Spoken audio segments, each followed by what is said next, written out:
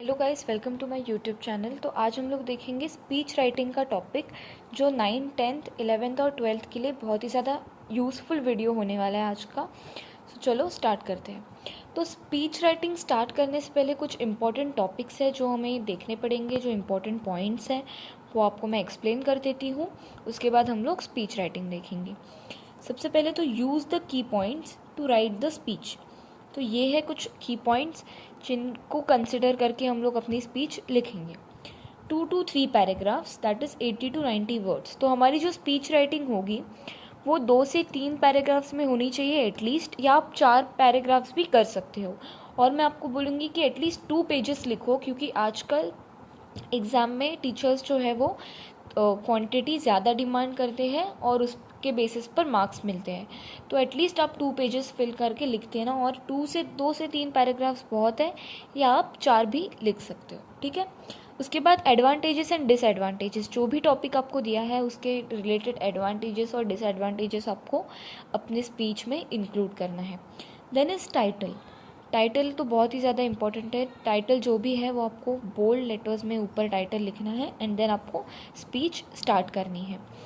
Language and presentation, अभी ये एक बहुत ही ज़्यादा इंपॉर्टेंट चीज़ है, लैंग्वेज और प्रेजेंटेशन, कि आप कौन से लैंग्वेज में लिख रहे हो स्पीच। और प्रेजेंटेशन अगर आपका अच्छा होगा तो एग्जामिनर को भी चेक करने में अच्छा होगा। और अगर आप बिना मिस्टेक्स की स्पीच लिखोगे तो आपको डेफिनेटली आउट ऑफ मार्क्स मिलेंगे, क्योंकि अगर आप मिस्टेक्स करोगे स्पीच में, स्पेलिंग मिस्टेक्स होगे, तो उसमें आपके मार्क्स पक्का कट होने वाले हैं। तो इसलिए ट्राई करो, अवॉइड करो मिस्टेक्स करने का। कम से कम स्पेलिंग मिस्टेक्स हो या नहीं हो, that will be more good. और एक और चीज़ मैं इसमें इंक्लूड करूँगी, that is introduction. Introduction speech के स्टार्टिंग में आएगा, एक पूरा पैराग्राफ जो है वो इंट्रोडक्शन में चला जाएगा, एंड देन हमारी स्पीच राइटिंग के जो बाकी के पैराग्राफ्स है वो, ठीक है। तो पहले हमें ये टॉपिक कौन सा दिया है वो देख लेते हैं। Prepare the speech on the given topic, importance of cleanliness. तो इम्पोर्टेंस ऑफ क्लीनलीनेस ये जो टॉपिक है इसके ऊपर हमें स्पीच लिखनी है। तो मैंने जो स्पीच लिखी है वो मैं आपको दिखा देती हूँ।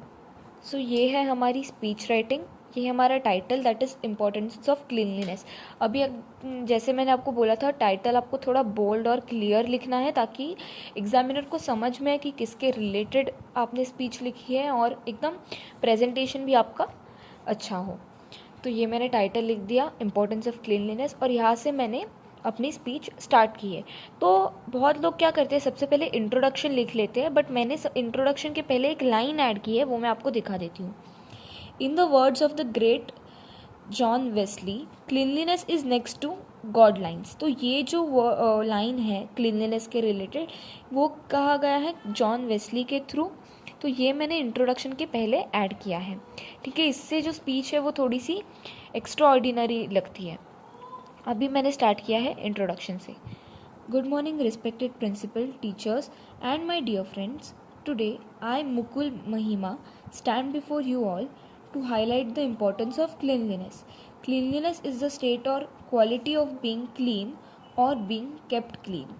तो यहाँ पे मैंने इंट्रोडक्शन एकदम क्लियर इंट्रोडक्शन दिया है, और सिंपली थोड़ा सा मैंने एक्सप्लेन किया है क्लीनलीनेस के बारे में। Okay, next. It is essential for everyone to learn about cleanliness, hygiene, sanitation, and the various diseases that are caused due to poor hygiene condition.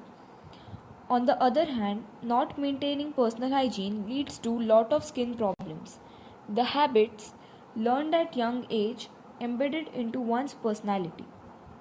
तो सबसे पहले तो मैंने यहाँ पे एक पैराग्राफ कंप्लीट किया है अपना, और अभी मैं दूसरा पैराग्राफ भी मैंने आपको रीड करके थोड़ा सा दिखाया। That is the habits learned at young age embedded into one's personality.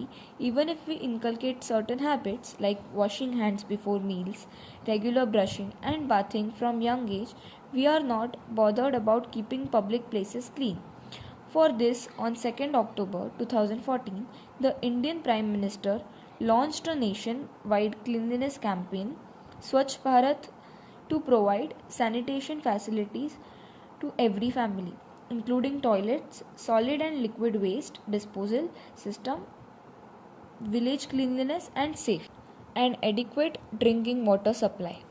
Good health will ensure a healthy mind, which will lead to increased overall productivity resulting in higher standards of living, thus developing the economy.